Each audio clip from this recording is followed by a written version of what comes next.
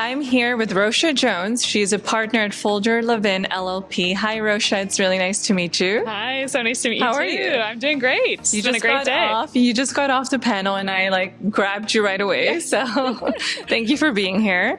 I wanted to ask you a little bit more about, working in the law.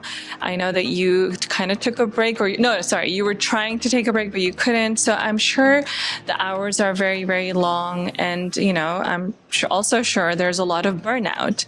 How do you prevent, from burning out in the law industry? Yeah, it's such a great question. So when I was sharing that example, I was thankfully able to take a short break from work, which really, helped. I think, I went to high school and did the kind of crazy high school path and then went to college, and it was kind of just go, right? Always trying to get to this goal. And then when I had my son, I think you just realize it's a lot, right? And to take a little bit of time out to reset and reflect was really invaluable. And so now I really think about couple pieces of advice that I've had, which is 30 minutes to yourself every day. It's really hard to do. Good advice. Yes. Really hard to do. Yeah. It does not always happen.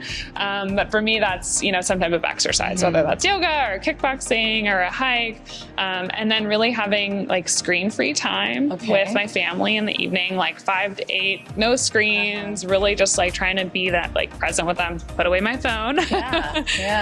Those things really help. And then just having a really great support system. Of course, family, but having really good friends who get it and are there to support you and want what's best for you. No, that's so important. I think having a great support system is so key. I think I heard you say that you wanted to become an attorney since 8th grade. Yes, is that correct? That's correct. So then what kind of made you want to become an attorney? Was there any specific person that you look up to or anything that you were passionate about? So I think a couple things. One was just I was always interested in the civil rights movement, even from a young age, and I saw that many of the leaders in the civil rights movement were lawyers. I also loved John Grisham books. That was great, and I just saw it as a way of counseling people in a time of crisis, and that was what I really was passionate about. And so I just have been on that path since. And where do you see the judicial? It's always so hard for me to pronounce it. System go? Do you feel like it's getting better every year, or do you think there's a lot of improvements that need to be made? In terms of the legal system? Yes, the legal system. Yeah, so I practice in employment law, which is a really lovely area to practice in, especially in California. I feel like during, my practice, which I've been practicing over a decade now, the laws have just become better and better. Right. For families, for women. In California, we have some of the best leave laws in the country for taking medical leave, family care leave. We're seeing laws that are more and more protective of employees, more and more protectors of survivors of sexual assault and of harassment.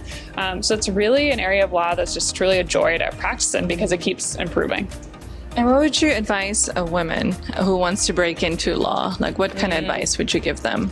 Get really good grades. Get really good grades. So I love... Pass your LSATs. Yeah. So I love mentoring women, and I love when I get to talk to them in college. And the first piece of advice is do really, really well in school. And I had someone give me advice. They were a senior at Berkeley when I was a freshman, and she had been kind of really in the activist space and really involved in student government. And she said, it's great to be active, but not at the expense of her grades. And she said, that happened to me, and now law school is not an option. And it was so powerful for me to hear that, to just make those sacrifices that are necessary. It's not easy when you're in college, so always be the one studying. But it helped me so much to do that, and to get the good experiences and find good advocates who would give me opportunities in the law.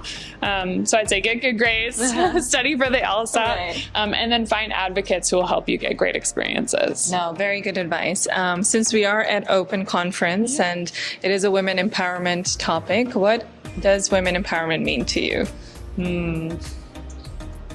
I think the freedom to be yourself, in all places, having opportunity. I think one of the panelists said she, shows up as, she's an engineer first, and then she happens to be a woman, and that's become much more of my experience. I think seeing, the opportunities be there for women regardless of their stage of career is just so huge, and just having allies, right? And sometimes that's, some of my greatest allies have been men, right? So, really just having those great opportunities for women is, I think, what I see, what women's empowerment, and hopefully, I still am trying to find other women who are partners that are in our communities, and there's not many, and I hope in the next 10 years there's dozens. Definitely. Let's hope for that. Yes. Well, thank you so much. I really appreciate it. Absolutely. My pleasure. Thank you.